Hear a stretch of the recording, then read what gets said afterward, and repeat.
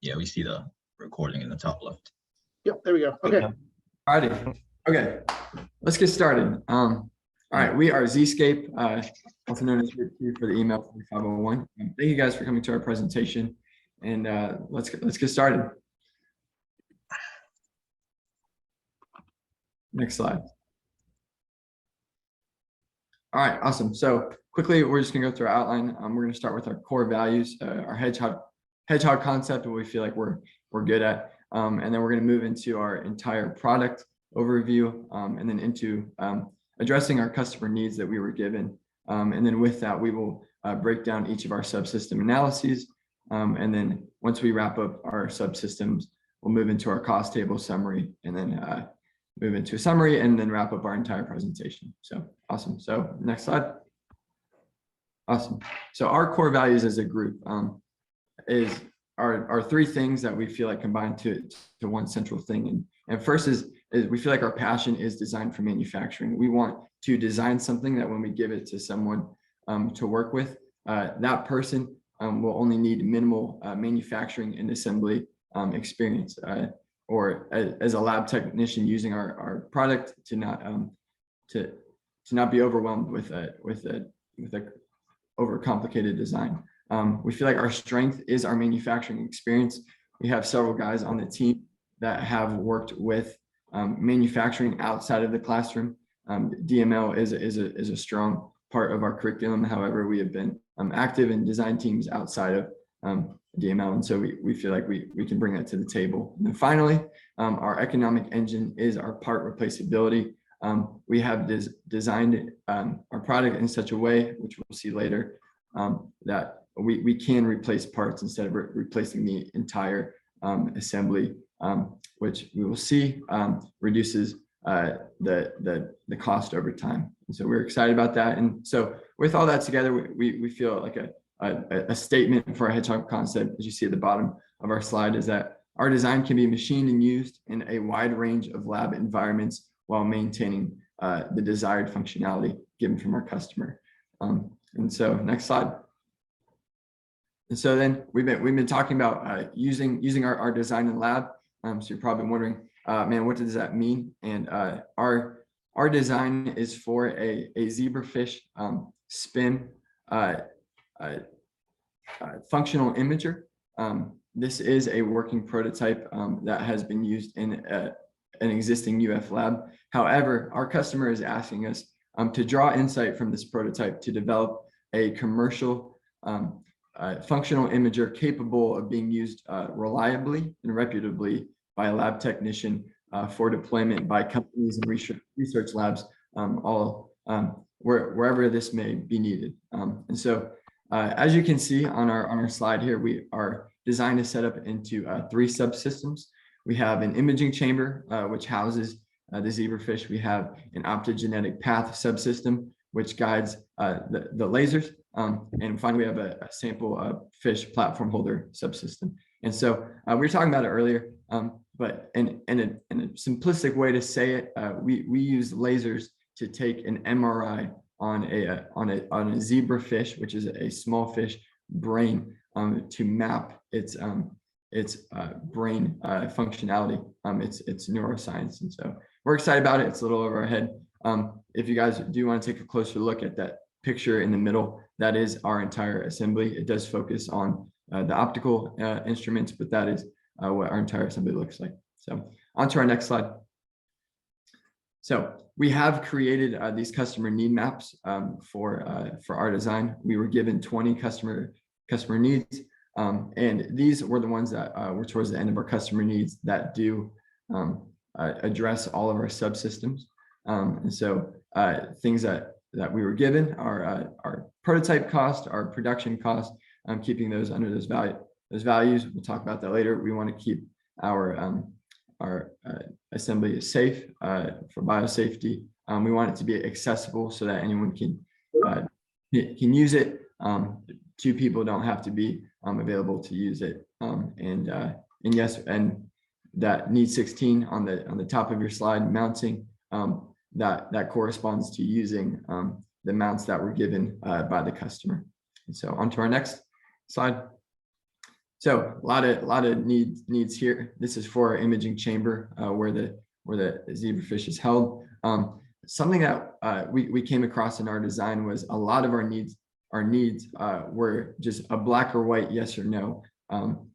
Hey, put this in your design. However, in our exploration of that journey, we found that there were some needs that we were able to ask the question, how well can we address this need? And so one that I want to draw your attention to is that bottom need, need 15, environmental regulation. Something that you will see in our future slides is it's important for us to keep a watertight seal to have a consistent water level for our zebrafish. And so we ask ourselves the question, what is the best way to do that? What is a good way to do that with a low manufacturing time, low assembly time? And so you guys will see that in our presentation, but we'll now talk about our imaging chamber. So go to our next slide. The imaging chamber is composed of 7 acrylic panels, which make up the walls and the base of the 5-sided monolith. The 2 front panels and back panel are both 3 inches long, 1 1/4 inches tall, and 1/16 and 1/8 inch thick, respectively. In comparison, the side mounting walls are much thicker at 1/4 inch thick, with the same height, and 2 3/4 inches long. Bottom ceiling plate and mounting plate are both 3 inches long, 3 inches wide, and 1/16 and 1/8 inch thick, respectively. The overall imaging chamber dimension comes out to be 3 inches long, 3 inches wide, and 1 7/16 inches tall. The fastening components to this design include 12 M3 pan thread zinc rolling screws and 12 M3 brass heat set inserts. On the next slide. To allow for a high level of modularity while also maintaining its watertight attribute, this design for the imaging chamber requires many holes to be drilled into the acrylic panels. A size 39 drill bit is used for all the through holes. The front wall with the window has 4 through holes in its front face, with matching holes in the front wall light sheet behind it. Back wall and the bottom ceiling plate and the bottom mounting plate also have 4 through holes in the corners of their front faces, which allow the screws to pass through. Lastly, the side mounting walls have 6 blind holes, 2 in each of its front, back, and bottom sides, to house the heat set inserts to fasten up the screws. Through holes are tapped using a size 8/32 tap in accordance to need 16. On to the next slide. To test our design, members of our team created a prototype with parts machined in the design and manufacturing lab. The acrylic panels were cut to size using a bandsaw and milled using a column and knee-type mill. 2 holes were drilled into the walls and tapped accordingly for a 440 fastener. Unlike this prototype, the final product uses heat set inserts to remove the need for blind taps. The remaining 3 corners were sealed using a silicone adhesive to save time in prototyping. This prototype was used to test the capabilities of the different securing methods for holding the imaging chamber together. The prototype was watertight in both the adhesive and fastening corners, which showed that both methods were usable, but after having water in the prototype for several days, bits of silicone can be seen floating around the chamber, which disrupts the clarity of the water. Some disadvantages in using adhesive also include the manufacturing inconsistencies, the lack of rigidity, as well as the negative effects it has on optical transparency. And overall, it discourages the idea of replaceability. Some disadvantages in using a gasket include an overall increase in manufacturing costs, manufacturing time, and assembly time. These are the reasons we decided to stay away from using an adhesive or gasket design. On to the next slide. Our design choice includes the use of heat set inserts, screws, multiple front and bottom sheets, as well as a thick sidewall. The heat set inserts are placed into the holes drilled into the side mounting walls with the use of a soldering iron and melted into a similar size through hole. In bulk, these heat set inserts are cheap to purchase from electrical hobbyist vendors such as Adafruit Industries, and 3 screws were decided to be used for its ease to fasten to the heat sets, as well as its proven ability to provide a seal without the use of an adhesive, as shown in our prototype. Multiple front walls removes the need for adhesive, reduces specified tolerancing, and improves the ease of assembly. Multiple bottom sheets removes the need for blind taps and reduces tolerancing with hole placements. Lastly, the thick sidewalls allow for heat sets to be housed directly into the edge of the wall. Next slide. So to analyze the imaging chamber, one of our concerns was the pressure of the water against the walls, and it was an important thing to consider when choosing the material, since it can't break and it has to seal in the water. And so the way we chose to analyze it was by modeling a distributed load across the height of the chamber wall, as seen in the top figure, which we could then use to find the hydrostatic force against the wall. And then in order to use that information to choose a material, we used the force to calculate the bending stress in the wall of the chamber. By assuming the hydrostatic force was a point load, as seen in the bottom figure, we got a higher value of bending stress than what would really be seen here. So if the material worked for this scenario, it would work for the actual product. And the wall thickness used for the calculation was also the thinnest wall in the chamber, which is the light sheet window. So once again, we erred on the side of caution. And moving to the next slide, the result of the calculation is a bending stress of about 1.3 megapascals, which is represented on the Ashby plot by the horizontal red line. Based on this plot, the material chosen has to be above it on the chart to meet the requirement. And our value index, which in this case is the property we wanted to minimize, was the cost of the material. And this index is represented by the diagonal blue line on the Ashby plot. One of the most important factors that ruled out most materials was the customer need for transparency. And most of the materials that ended up fitting those needs ended up being polymers and glasses. And glasses were ruled out as being more expensive and more prone to shattering. And so the polymer options were more heavily considered. Polymers like polyethylene, polypropylene, ABS, and PET were researched, but most of them were not naturally clear and had more complex manufacturing steps to make them optically transparent by shrinking the grain size. And so PMMA, or acrylic, which was not that much more expensive than the other polymers and is very easy to manufacture transparent, was chosen for the imaging chamber material. And after the choosing material, we continued the static analysis with some Solidworks. We ran a SolidWorks static study on the front panel of the imaging chamber. This analysis included both the thin light sheet and the 1/16 inch front wall with the window cutout. A hydrostatic pressure of 233.2 pascals was applied to the back of the light sheet, with both sheets of acrylic fixed at their bolt locations in the four corners. This slide shows the resulting displacement from the study. The displacement is kind of more critical because we know with the little pressure applied, the acrylic's not going to like crack or fail, but deflection is critical because too much deflection can deform the laser path and its dimensions once it enters the chamber. The maximum deflection occurs at the center of the light sheet where it's furthest from its fixtures, and the maximum deflection that we measured was 4.6 micrometers. On the next slide, we have the factor of safety chart from the same study. So same boundary conditions and force was applied. This chart does a good job at showing the critical locations in the part that are closest to failure by comparing the material's yield strength to the stress that the part's under. In the front panel of the imaging chamber, the weakest point is shown at the inside edge of the mounting holes. This makes sense because the sharp edges and holes create stress concentrations in the material. But the minimum factor of safety from this analysis was 280, which is sufficiently over our target value of 3. So on the next slide. This last chart shows the study from the von Mises stress plot. And this is directly related to the factor of safety plot shown a second ago. This plot just outlines the stress concentration along the edges of the viewing window, which is caused by the thin light sheet getting pressed against that corner edge because they're two separate pieces of acrylic.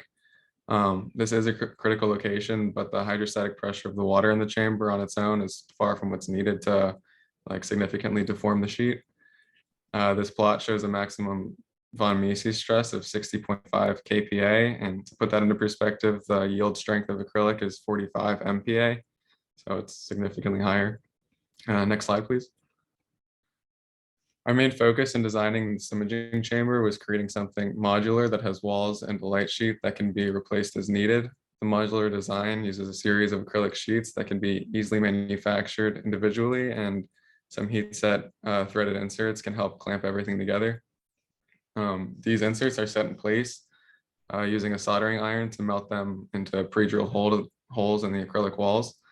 And this feature helps the replaceability of the chamber components, but also allowed us to avoid the use of adhesives in the chamber entirely, and which would have reduced the clarity, as stated before, around like all the corners and edges of the light sheet. Customer need 8 was that the imaging chamber transparency needed to be optically transparent for the visual stimulation. So next slide, please. So as seen, after testing our prototype, we discovered that the acrylic was compliant enough to seal against leaks. So to build upon this, we wanted to find out how much to tighten these screws to make sure that they are properly loaded. So this slide shows the required torque that each screw must experience. And to find the torque, the preload was found, and it was found by realizing that non-permanent joints are loaded up to 75% to the proof load. And the proof load was found through the assumption that the proof strength is 85% of the tensile strength. And with the tensile strength being 70,000 PSI, we find that the recommended preload is 162 pounds. And now we need the K factor, which estimates translating from the preload to torque.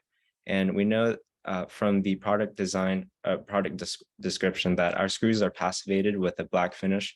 So the K constant here is 0.3. And multiplying these values with the screw nominal diameter, we find that the recommended torque for these screws is 4.2 pounds per inch. And next slide, please. And to remove the need for a torque wrench so that anyone can torque it near the proper values, we found the number of turns after the initial contact of the head of the screw to the acrylic walls. And to find the number of turns, we need to find the member stiffness and bolt stiffness. Additionally, there were 2 different lengths of bolts used to connect the walls together. So these values would change depending on the geometry of the frustrum according to Shigley's equations. Next slide, please. And yeah, here we are looking at the sidewall bolts. So there are 3 elastic moduluses that matter here, and they are 30 mega PSI for the bolts, 0.4 mega PSI for acrylic, and 16.7 mega PSI for brass. And to reach a preload of 162 pounds here, the bolts need to be turned 41 degrees. Next slide, please. Here we are looking at the bottom of the imaging chamber with the same material and moduluses, just a longer length. Next slide, please. And we find that to torque it to 162 pounds, the bolts need to be turned 50 degrees. And next slide, please. Awesome. So now we will be moving on to our sample holder subsystem. The subsystem does hold the zebrafish fixed in a single location in our aquarium, and we will be addressing how we tackle these needs in our later slides. For the specimen holder, the critical dimensions are the platform at the end of the holder where the sample is going to sit, and the rear mounting face where it attaches to the linear translator, or LT1, as provided with the lab. The mounting face simply had to be wide enough to support the through holes while retaining enough surface area for stability, and the specimen surface was designed in accordance with need 12 dimensioning at 1.5 inches by a ½ inch. The other dimensions were specified by compatibility with the other subsystems. In designing this holder, we wanted a simplistic design that still managed to meet the customer's needs. Because the mounting hole dimensions are set by the LT1 mounting face, 2¼ inch through holes are drilled into the mounting plate for screws to hold it in place. The top corners are chamfered for handling ease and safety. All acrylic used here is specified at 1/4 inch in thickness to provide more adhesive surface area, which allows for 2 1/8 inch beads of adhesive to hold the sheets together.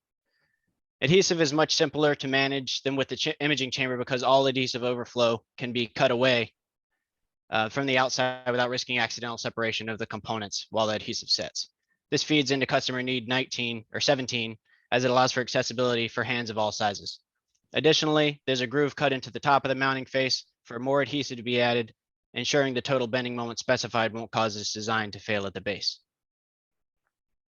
So the fish holder was analyzed to find the maximum bending stress in the part in order to choose a material. And to do this, we assume the fish's weight as a point load on the end of the holder platform, which overestimates the applied torque, since in reality, it would be a distributed load along the platform face. Then we calculated the moment around that point, which connects the holder arm to the mounting face, which is shown in the top figure as the fixed point. And from that, we calculated the resulting bending stress. The minimum stress value is represented on the ASPE plot as the horizontal red line. And for the value index, much like the imaging chamber, we chose to minimize cost, which is represented by the diagonal blue line. Ultimately, acrylic was chosen again since it fits all the customer needs and is already used in the imaging chamber. And since the acrylic is ordered in sheets and then cut into the parts we need, it would help to save on cost since we'd be able to get both systems from the same material. We ran the same 3 static studies for the sample holder as we did for the chamber to ensure the forces applied by the fish weight of up to 1 gram, the agarose gel that holds the fish weight of up to 1 gram, and the handling force exerted when moving the fish into place wouldn't cause the design to fail. We set fixed geometry at any location where an adhesive bead would be placed to hold 2 parts together, as well as where the screws hold the holder to the LT1. Assessing displacement here, we found that the maximum deformation for this subsystem is at the edge of the face that the sample sits on, which comes out to 34 micrometers. This is well within reason and will not affect active or prolonged use of the system, as the deformation is all elastic here. For factor of safety, we found that this design is well within a standard factor of safety of 3, as the lowest standard factor of safety is 642 at the adhesive joint, where the specimen platform meets the joint. So this is well within reason. Von Mises stress has a very similar plot to factor of safety in that the weakest point remains at the adhesive joint where the sample surface meets the rest of the holder. The stress here is found to be 385 kilopascals, which is well under acrylic yield strength of 45 megapascals and will not cause the adhesive to deform as well.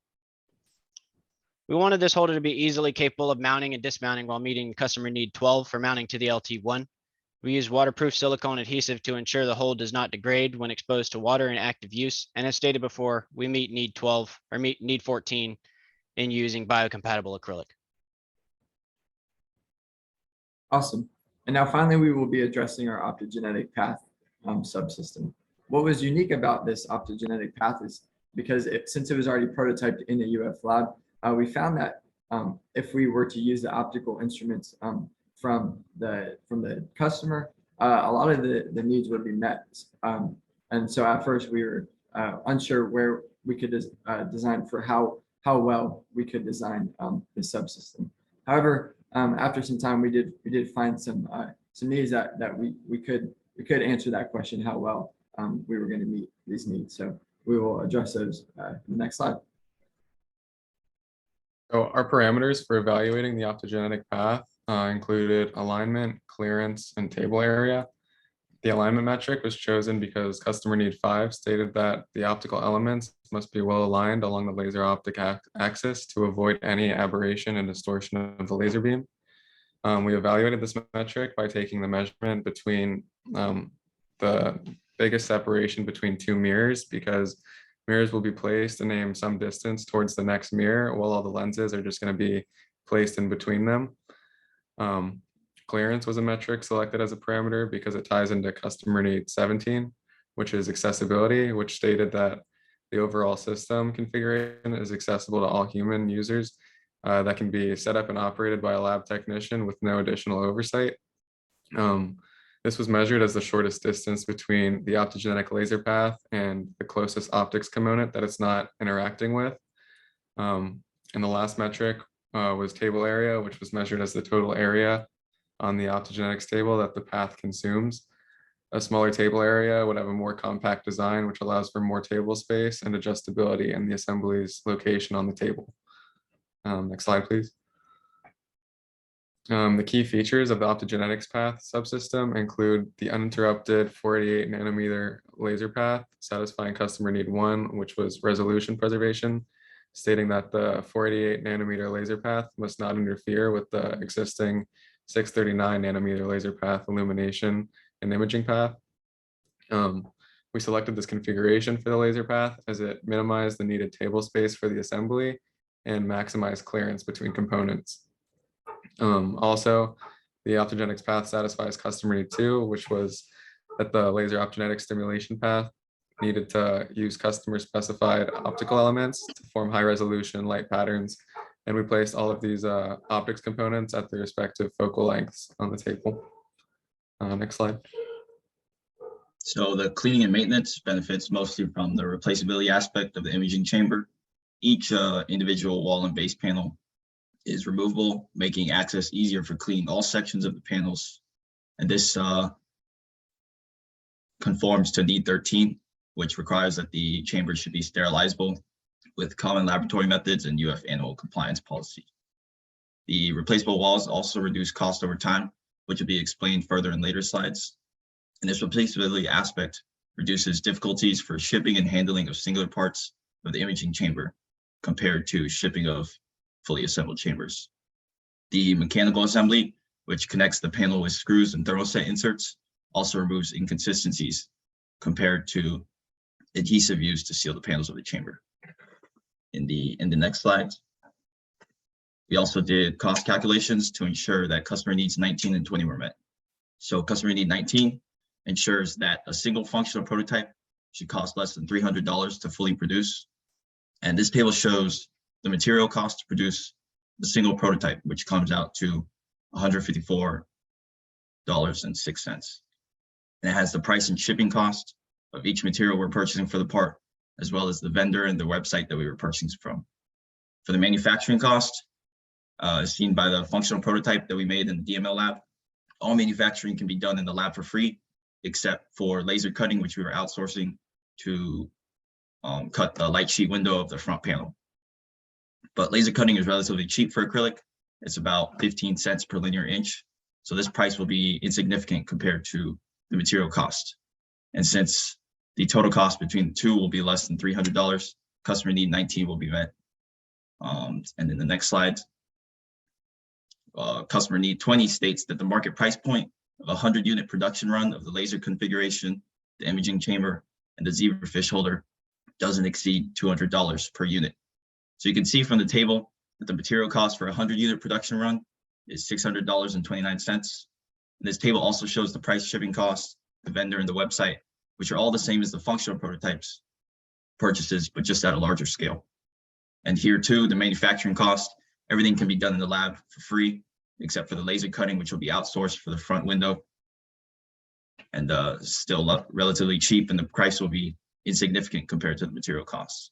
So each chamber will cost approximately $6 to produce, and the price point will definitely be under $200 for the production of each chamber, and need 20 will be met. And the next slide. So one of the goals we tried to achieve with the modularity aspect of our headshot concept was the ability to perform part replacements and maintenance instead of full unit replacements, specifically for the imaging chamber. So our previous design that we built before was an adhesive sealed chamber. So the adhesive was used to connect the walls and base of the chamber, which is permanent. They can't be disconnected after sealing with the adhesive. And the 100-run production material costs for the adhesive sealed chambers were $390.97. But let's say if a part of every one of the 100 chambers is damaged, then the replacement cost would also be $390.97 because the assembly is permanent and you would have to purchase a whole new prototype for each chamber if all of them are damaged like that. So this would have to be repeated every time the imaging chamber gets damaged.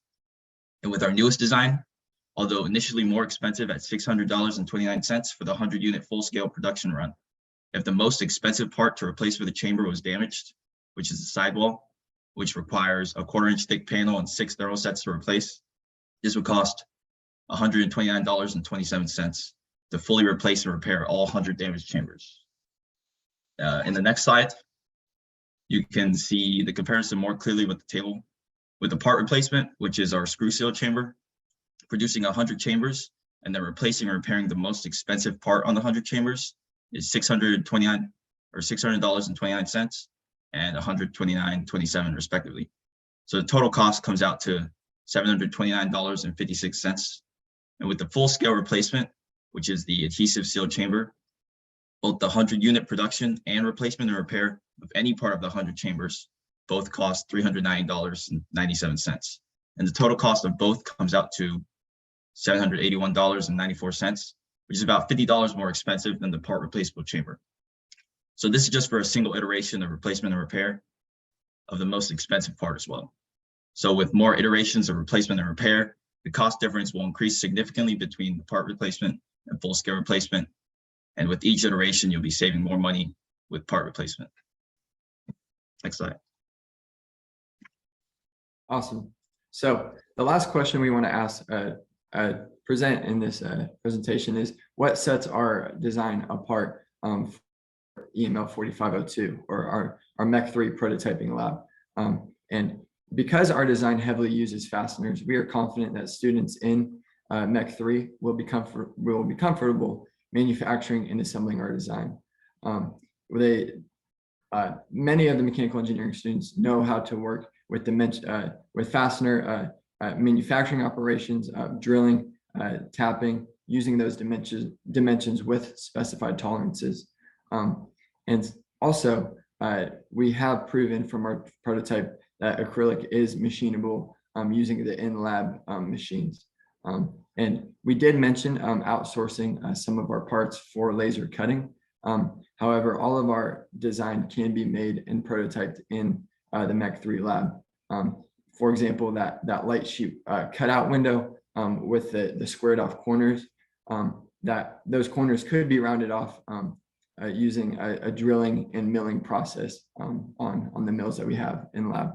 And then finally, at the bottom of our slide with modularity, we did want to hit on the fact that since these students are new to our design, relatively new to manufacturing, if they improperly manufacture a part, or if a part gets damaged in the manufacturing process, the cost will not be as great in comparison to maybe a fully assembled chamber, replacing the entire imaging chamber or fish holder. So go to our next slide. That does wrap up our entire presentation. Thank you guys so much for being here, for listening. We are excited to answer any questions that you guys have. And again, like as college engineers, we want to just express our humble gratitude towards you guys for taking the time to listen to the work that we have produced. So yeah, that wraps up our presentation. And if you guys have any questions, we are happy to answer them.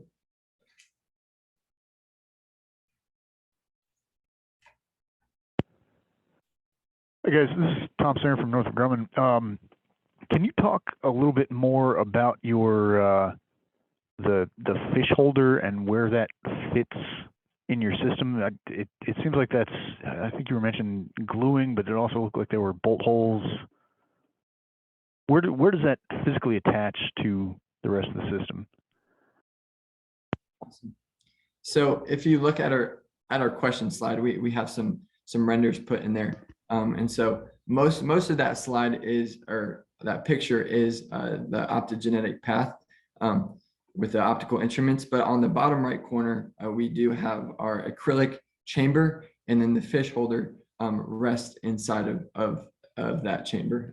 Because of the way we designed that fish holder with that L shape, and that L shape we do glue together with different acrylic pieces. That fish holder. Oh,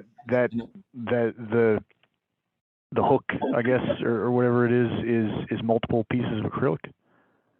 It is several pieces of acrylic glued together through adhesive. As we mentioned earlier, gluing together adhesive for that configuration isn't as difficult for maybe the imaging chamber walls. So that's why we chose adhesive. And yeah, it just rests in that imaging chamber, that aquarium, and it is moved by that last instrument on the most right of that picture that would move it vertically inside. Okay, so it's bolted to the sort of the opposite face of that from what we're looking at. Yes, sir. Yeah, and then that goes up and down. Yes, sir. Correct. Thank you. Okay. Could I ask why make that out of multiple different pieces of acrylic as opposed to like cut it out of a single piece? That would be for cost. It was easier, basically, to meet the dimensions of the platform that were required by the customer. It would have to be a certain thickness, and so to get an acrylic sheet that was that thick that we could cut all that out of, it would be far more expensive than cutting thinner pieces out of a sheet and then gluing those together. Okay. Yeah, we would have to use an entire block of acrylic, which do run up in cost. I mean, I'm thinking, looking at it, you've got that kind of like flanged end. If it weren't for that, you could just cut it out of a sheet on its side, right? Like if you have a flat sheet of acrylic, just cut it out, in that orientation and not worry about that little bit of extra thickness. If you get away with figuring out some sort of mounting mechanism that you don't have to bolt through and you don't need that extra width to bolt through, it seems like you might have a little simplification of your process there. I was wondering, you did an analysis, and I was happy to see the stress analysis that you guys put together with hand calcs, and you had a FEM, and I don't like to see FEMs, especially on something at this level, but you did start out with the hand calcs, and I appreciate seeing that. The one thing I'll note there is you were analyzing for, the pressure of being filled with 3 inches of water. And I would imagine that any sort of handling load from a researcher, picking this up and moving around, install it in the system, is going to significantly dwarf the pressure load. So I would suggest that handling load is going to be your critical load case there. Yeah. And then in your sort of assembly now, and again, I appreciate sort of a hand calc bolt analysis. I'm not sure that that it was necessary, but since you did it, you came up with a like a install like turn of the nut kind of analysis. And said, okay, we've got to turn these bolts by 42 degrees, and we've got to turn these bolts by 49.7 degrees. How are these actually going to be installed, and what sort of tolerances are you expecting on that actual rotation? So based on, so there are acrylic tolerances that are on our vendor website, and those weren't accounted for, but in a low generality sense, there's we don't need too much of so we're torquing up to the proof load, but in that the 75% is just a conservative estimate. It can be a little bit lower. It's just to prevent any movement of the screws. Yeah, and I get that. I guess I'm getting at if you're saying, hey, we need to torque these 42 degrees to achieve our preload, is there some sort of manufacturing tolerance on what the required angle and the do not exceed angle are? Or are you expecting somebody to come in here and torque with like tenths of a degree precision like you were showing in your calculations? I don't expect them to torque them to a tenth of a degree. I expect them to be about like a fourth of 360 degrees, so like 90 degrees of an angle, or an eighth of an eighth of 360 degrees. So realistically, these turns are quite minimal. So specifying these assembly instructions, they would be more aired on the side of caution that they don't over torque these screws. Yeah, and okay. we just wanted to check maybe how tight. So we wanted to do the analysis to ask ourselves how tight would they actually have to turn these bolts to keep our watertight seal, because we were mostly worried about our watertight seal, and so we wanted to make sure that the acrylic was a good material, and that the calculations would allow us to create that seal reliably. So that's why we checked out those calculations. But we wouldn't expect those tolerances now. Do you have a sense of because you're talking about, this is a maximum torque. Do you have a sense of what torque would be required to actually create a waterproof seal? We do. I mean, with our prototype that we made in the lab, I know when we had torqued them, it was just a simple go as hard until it was not budging, torquing, and that worked. So with acrylic, right, which is not a metal material, we were interested. Well, if a student comes in here and torques the heck out of this screw, we want to make sure that the acrylic would withstand. And so we use those calculations to see that. We could use in our manual that we wouldn't have to rotate it several times to create that seal. Yeah. Okay. That was our thinking, and maybe it's not sufficient, but. And since I think Jessica had a question in the chat too. Yes, I do see that. So I will read it out, and then maybe if one of you guys want to address that. She says, how do you keep the water from splashing out of the container? how do you keep the fish from jumping out? And in parentheses, there are some crazy fish out there in the industry. So that's up to whoever is handling the container to keep the water from splashing out and just pour it in. But to keep the fish from jumping out, they use a type of gel that immobilizes the fish onto the fish holder. So that's the solution in these SPIM operations. Right, they use agarose gel to hold the fish in place on the holder. And the chamber itself doesn't move in operation. It's just the holder that moves up and down on the linear translator, the LT1.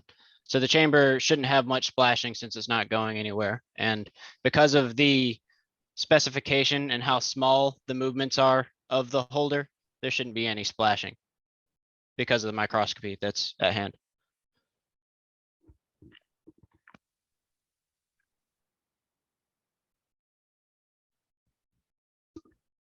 Yeah. She said, what if someone hits the table?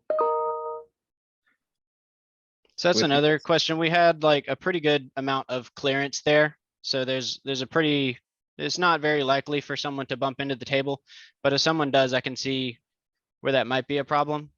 The water level doesn't have to be filled up to the brim in the chamber for it to perform what it needs to do. It just has to be enough to house the fish while it's staying in place within the agarose gel. It wouldn't have to be filled all the way up, so that reduces the chance of splashing. Does And this thing just sort of sit on what looks like 4 supports in your on the table, just rest there? So those are blind tap holes, so it's screwed into those table mounts there. So those are optical mounts and it screws into there, so it should be well secure in place. Oh, okay. yeah, So and down those- through the bottom plate? Correct. Yeah, that's why we used 2 separate sheets at the bottom. There's a thinner sheet of acrylic that seals the water in the chamber, and then we used a thicker one to avoid having to blind tap through all the way through the chamber. So we used a separate one so we could through tap it for ease, and that's just for mounting. And all of our mounts were given to us by the customer. And so we just had to make sure that the thread, the hole size and the thread specification matched the mounts given by the customer.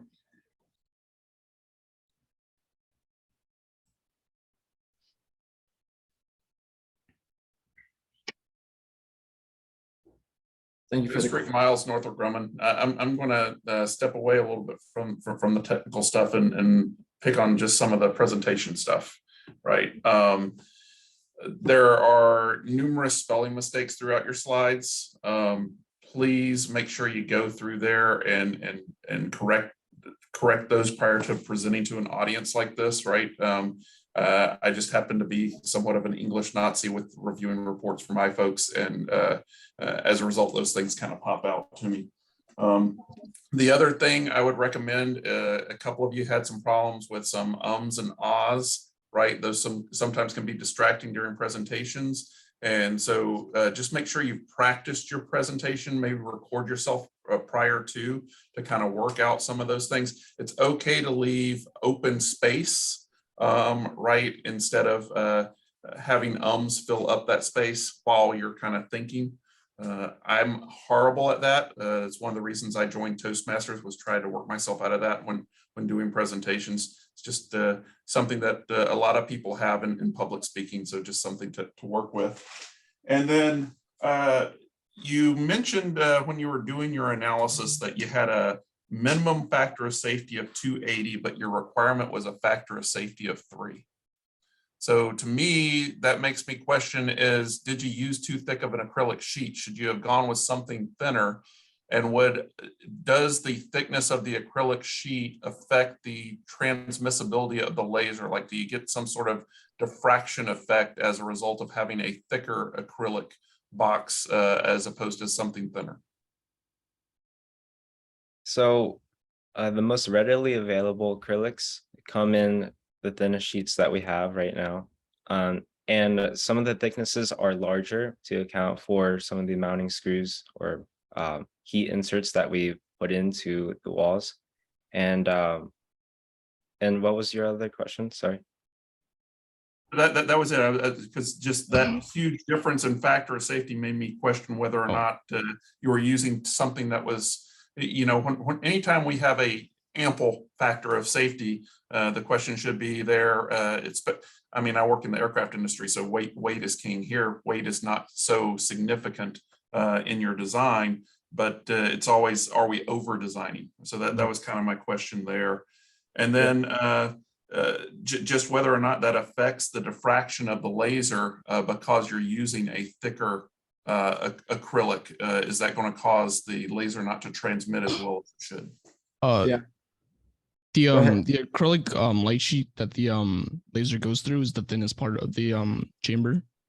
So it's like it's not as thick as the other walls where the laser goes through.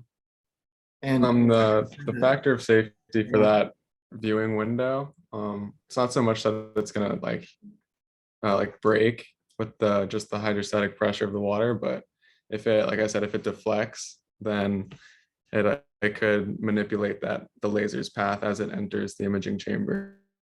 So it has to be more like rigid.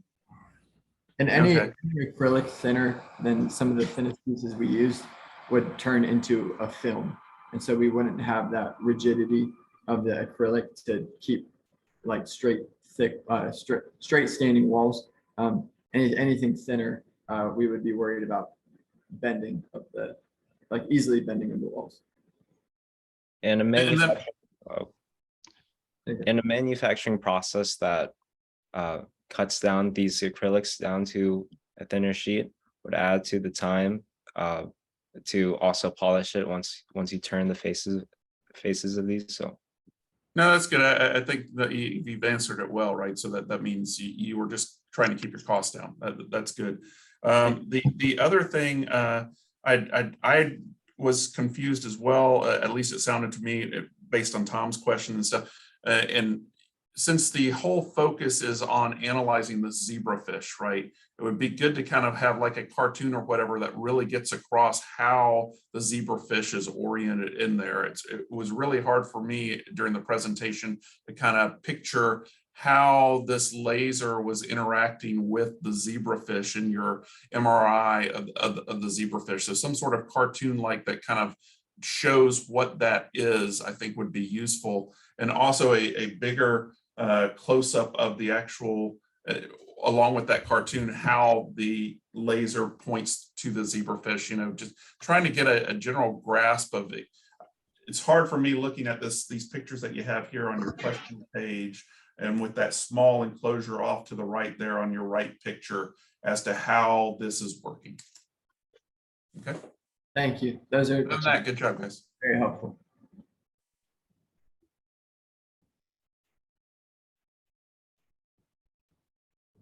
Really quick. Hi, this is Elise from Cummins. Just wanted to say really good job on the requirements table. You really were clear on what requirements you met and what you're looking for. I like how you emphasized your modularity and thought about service and replacement parts and good theory and hand calculations. Yes, the FAA was a bit overkill and the bolt torque was a bit overkill, but it was good to think about that in theory as well.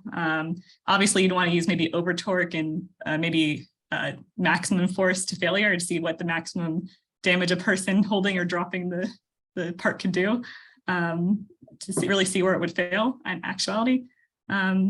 So yeah, I liked your table image. I agree that it would be good to have maybe an overview at the beginning to see like how it actually works, or maybe animation if you can do that. But yeah, great job. And I don't know if we have time to go through anything, but yeah, I think that's the only real major improvement I'd see. Thanks. Thank you. And Jessica just mentioned about using page numbers for our slides. And so thank you for that tip.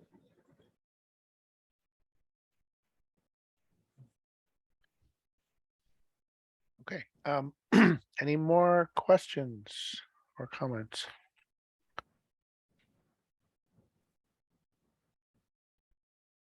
All right. Well, hey guys, I messed up, and as you noticed in the beginning, popped in here about 10 minutes late, thinking that I was 5 minutes early.